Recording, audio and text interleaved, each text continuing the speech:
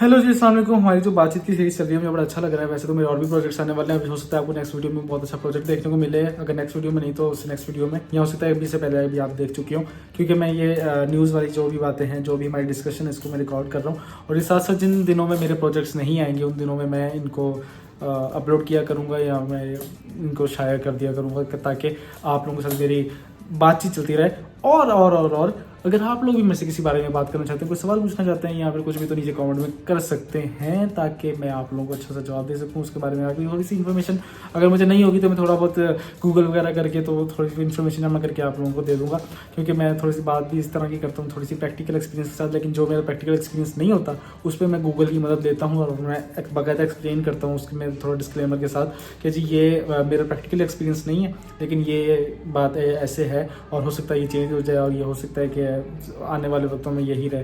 तो ये खैर वो बात होती है। अब मैंने लास्ट वीडियो में आपसे जिक्र किया था, लास्ट वीडियो में मैंने आपको बताया था कि जी पाकिस्तानी उसको जो है वो बाहर से डिपोर्ट किया जा रहा है, बड़ी तादाद में डिपोर्ट किया जा रहा है। और जो डिपोर्ट किया जा रहा है ये हमारी हरकतों की वजह से किया जा रहा है, जो कि बहुत बुरी बात है। मैं एज अ पाकिस्तानी भी देखूं और एज अ सिर्फ टूरिस्ट भी देखूं कि भाई अगर मैं अगर ये समझूं कि मेरी खुशकिस्मती है पाकिस्तान में पैदा होने की या मेरी बदकिस्मती है पाकिस्तान में पैदा होने की, तो मैं इसमें अब कन्फ्यूज़ हुआ हूँ कि मैं क्या करूँ, क्योंकि ये तो हमारे हाथ में नहीं होता कि हमें कहाँ पैदा होना है, कैसे पैदा होना है। लेकिन हम जहाँ पे हैं हम उसको तो बेहतर कर सकते हैं ना। तो उसको बेहतर करने के लिए हम लोग क्या कर रहे हैं कि हम लोग दूसरे मुल्क जाते हैं और वहाँ पे जाके अपने मुल्क को बदनाम करते हैं। बदनाम कैसे करते हैं? लीगल एक्टिविटीज़ में जाके, क्राइम करके, स्मगलिंग करके और गायब हो जाने वाली सिचुएशन और इस तरह की चीज़ें करके। तो हम लोग इस तरह पाकिस्तान को बदनाम करने का फुल हमने ठेका लिया हुआ है। खैर मैं उस बारे में बात तो क्या करूँ, मुझे जो अगली न्यूज़ है वो मेरी थोड़ी सी यार, अगर मैं बात करूँ ना तो मुझे ये न्यूज़ बुरी लगती है, लिटरली ये मुझे बुरी लगती है। लेकिन मेरे ख्याल के शायद ये इलाज भी ये है कि शायद हुकूमत ने ये सोचा है कि यही मेन इलाज है। जो न्यूज़ है वो ये है कि जी कराची एयरपोर्ट पर, ठीक है, कराची, ये बाकी एयरपोर्ट्स की मैं बात नहीं कर रहा, कराची एयरपोर्ट, और ये 12 जनवरी की न्यूज़ है, 12 जनवरी की 2025। ओके, तो ये कराची एयरपोर्ट पे तकरीबन 55 से ज़्यादा लोगों को, मुसाफिरों को ऑफलोड कर दिया गया है। ऑफलोड कर दिया गया है 12 जनवरी को, मतलब कि यूँ समझ लें कि ऑफलोड कर दिया गया है, मतलब उनको उड़ने ही नहीं दिया गया। वो अगर किसी कंट्री जा रहे थे, अगर वो विजिट के लिए जा रहे थे, बिजनेस के लिए जा रहे थे, किसी फैमिली से मिलने के लिए जा रहे थे, या काम करने जा रहे थे, या गायब होने जा रहे थे, तो उनको ऑफलोड कर दिया गया है। और ये न्यूज़ अब मुझे थोड़ी सी दर्द भी देती है यार, कि यार क्योंकि नुकसान होता है। नुकसान उसी पैसेंजर का है जिसने टिकट ली है, जिसने वीज़ा लिया है, जिसने इतनी मेहनत की है, और उसको ऑफलोड कर दिया जाए। तो ये एक बहुत ही जो है ना बुरी न्यूज़ तो है। लेकिन अब हमारी हरकतें ऐसी हैं, क्योंकि मैंने अभी आपको बताया कि लास्ट वीडियो में भी वैसे मैंने डिस्कस किया था कि हमारी हरकतें ऐसी हैं कि भाई कि हमें ना सुकून रास नहीं आता। हमें बाहर जाके ना कुछ ज़्यादा ही लालच आ जाता है, या पता नहीं हमारे पास कुछ काम नहीं होता। भाई बाहर गए हो, आपका टांका अगर नहीं चला, आपका काम नहीं चला, तो आप वापस आ जाओ, पाकिस्तान भरा पड़ा है। इवन कि मैं तो ये समझता हूँ, लिटरली मैं ये बात समझता हूँ कि अगर आप बाहर हो और अगर आप तकरीबन कोई 40-50 लाख लगा के बाहर जा रहे हो, तो मैं समझता हूँ पाकिस्तान में रह के आप 40-50 लाख रुपए का एक बहुत अच्छा बिजनेस कर सकते हो। अगर आप थोड़ी बहुत भी अकल रखते हो, तो थोड़ा बहुत भी आपको थोड़ा बहुत सेंस रखते हो चीज़ों की, तो आप 40-50 लाख रुपए लगा के पाकिस्तान में घर बैठे अपना बहुत अच्छा बिजनेस कर सकते हो। तो इतने पैसे लगा के लोग बाहर जाते हैं, फिर बाहर जाके गायब होने का सोचते हैं, या फिर उसके अलावा मुख्तलिफ एक्टिविटीज़ में शामिल हो जाते हैं। भीख मांगना हो गया, स्मगलिंग हो गया, या फिर मंशियात फरोश करना हो गया, तो सारी चीज़ों में पड़ जाते हैं, जिसकी वजह से फिर उनको डिपोर्ट कर दिया जाता है। और अब हुकूमत ने जो किया है वो यही कि ना क्रैकडाउन चल रहा है जी। अब हुकूमत बाहर जाने ही नहीं दे रही लोगों को। उन्होंने क्या किया कि जी 55 से ज़्यादा मुसाफिरों को, सिर्फ ये 12 जनवरी की न्यूज़ है और एक दिन का है कि 55 से ज़्यादा मुसाफिरों को ऑफलोड कर दिया गया, और इससे उन लोगों का नुकसान भी हो रहा है, ज़ाहिर सी बात है। अभी हुकूमत का अच्छा इनिशिएटिव है या बुरा, मैं इसमें कंफ्यूज हूँ। वो इस वजह से क्योंकि अच्छा मैं समझता हूँ कि इसलिए अच्छा है कि अगर इन 55 में से 2 भी वो लोग थे ना जो वाकई इस तरह के थे जिनको ऑफलोड करना चाहिए था, तो अच्छी बात है। लेकिन उसके अलावा बाकी जो 53 लोग थे उनका तो नुकसान हुआ।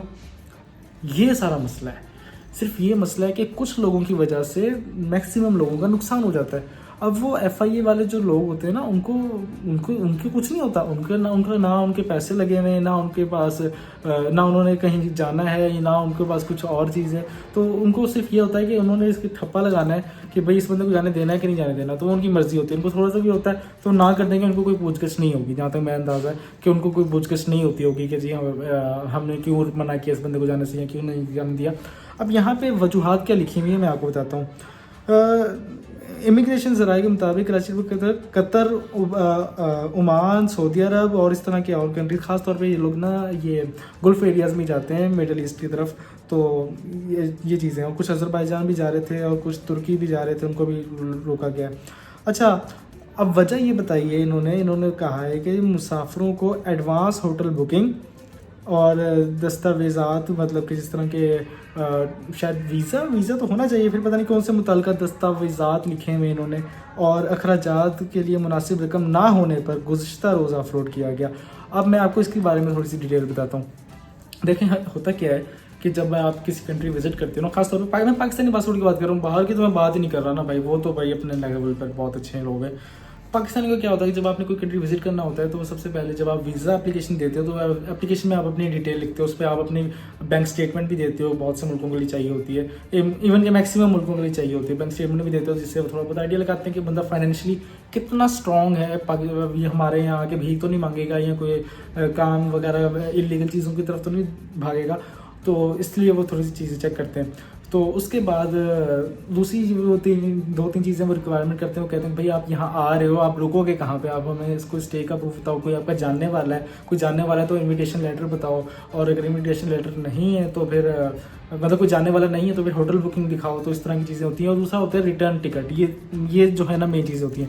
रिटर्न टिकट भी वो इसलिए मांगते हैं कि भाई आप हमारे मुल्क में आके ऐसे गायब ना हो जाओ, तो एक कंफर्म रिटर्न टिकट, ज़्यादातर मैक्सिमम लोगों के लिए जो है वो कंफर्म रिटर्न टिकट चाहिए होती है, वरना कुछ लोगों को बस रिजर्वेशन भी दिखा दो जो कि असल में कंफर्म पेड नहीं होती, वो वाली भी चल जाती है।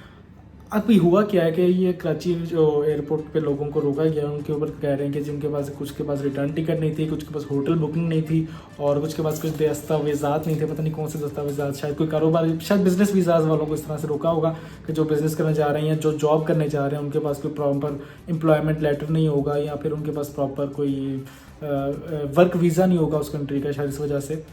अब बात यह है कि होता क्या है मैं आपको बताऊँ। लिटरली होटल बुकिंग और फ्लाइट रिटर्न टिकट ये कुछ ख़ास इतनी मैटर नहीं करती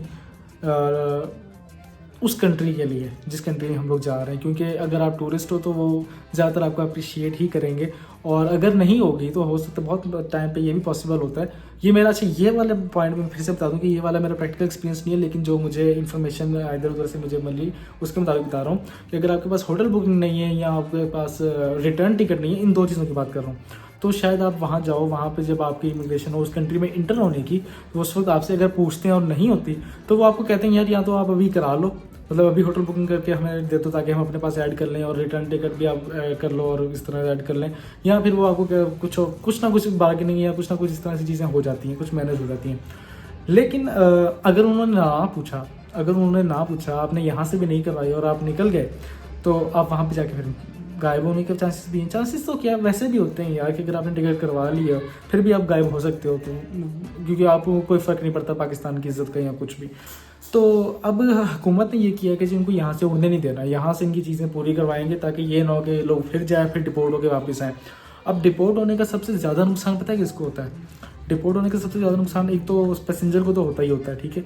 दूसरा होता है एयरलाइन को नुकसान ये होता है कि अगर एयरलाइन जो भी बंदा एक जगह से फ्लाई करके, जैसे कि अगर मैं यहाँ से मलेशिया या टर्की या मैं समझ लें दुबई जाना चाहता हूँ, ठीक है, दुबई मैंने जाना है, मैंने यहाँ से तो मैंने एमिरेट्स की टिकट करवाई है, ठीक है, मैंने एमिरेट्स की टिकट करवाई है और मैंने रिटर्न टिकट नहीं करवाई। पहले तो वो पूछेंगे रिटर्न टिकट है कि नहीं, या मैंने रिटर्न टिकट नहीं करवाई, तो मैंने यहाँ से वीज़ा एप्लीकेशन किया, उसने मुझे बोर्डिंग पास दे दिया, उसको मैंने किसी तरह कन्विंस कर लिया कि मेरे पास रिटर्न टिकट नहीं है, मेरा अभी लंबा प्लान है, या मेरा दोस्त आएगा मैं उसके साथ वापस आऊँगा, जो भी है।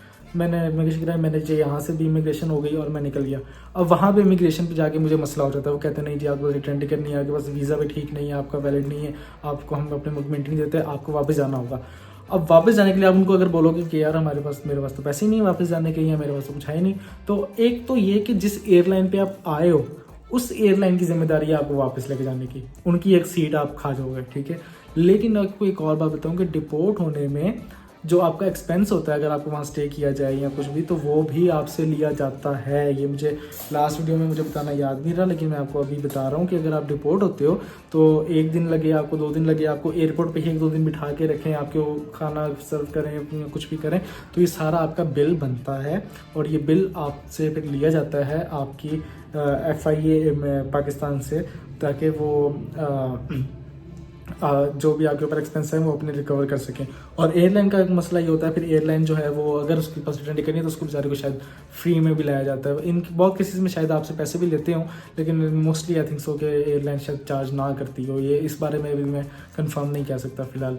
तो ये सारी बातें होती हैं कि जी एयरलाइन को सबसे ज़्यादा मसला होता है। अब बात यह है कि जो इनिशिएटिव लिया गया है कि बाहर नहीं जाने देना ऐसे लोगों को जिनके पास एक भी चीज़ कम है या कुछ भी, इवन होटल बुकिंग कोई बड़ी बात नहीं है। होटल बुकिंग यार ये मेरा फ़ोन है, ठीक है, अभी मेरा दिल करेगा मैं बैठ के 1 सेकंड नहीं लगेगा, मतलब होटल बुक हो जाएगा। मेरे से बहुत मतलब मेरे साथ ऐसे हुआ, मैं जब इवन कि जब मैं वियतनाम गया था, थाईलैंड से वियतनाम गया था, तब मेरे पास होटल बुकिंग नहीं थी, ना ही किसी ने मांगी। मैं सुकून से एयरपोर्ट पे उतरा हूँ, उसके बाद मैंने देखा कि यार आसपास अभी मैं कौन सा होटल या कुछ कर सकता हूँ, फिर मैंने बुक किया और फिर मैंने वहाँ पे चला गया हूँ मैं। तो इतना कोई बड़ा इशू नहीं होता था, लेकिन फिर भी अब सख्ती कर रहे हैं तो ठीक है, करनी भी चाहिए सख्ती। और लेकिन इसकी वजह से मैं यही कहूँगा कि हमें बड़ा नुकसान होता है, ख़ास तौर पे उन लोगों को जो विज़िटर्स हैं, और वो लोग जो फ़र्स्ट टाइम ट्रैवल कर रहे हैं, वो तो बेचारे फिर घबरा जाते हैं और फिर उनके भी नुकसान हो जाता है। तो मैं ये समझूंगा या तो कोई इस तरह की टेक्नोलॉजी आनी चाहिए या कोई इस तरह का स्टेप होना चाहिए कि चीज़ें जो हैं वो अब बेहतर हों, ये ना हो कि चीज़ें और ज़्यादा ख़राब होना शुरू हों। खैर, ये ज़्यादा न्यूज़ आपसे शेयर करनी थी। अब आपसे मुलाकात होगी नेक्स्ट वीडियो में, आपसे मिलके खुशी हुई।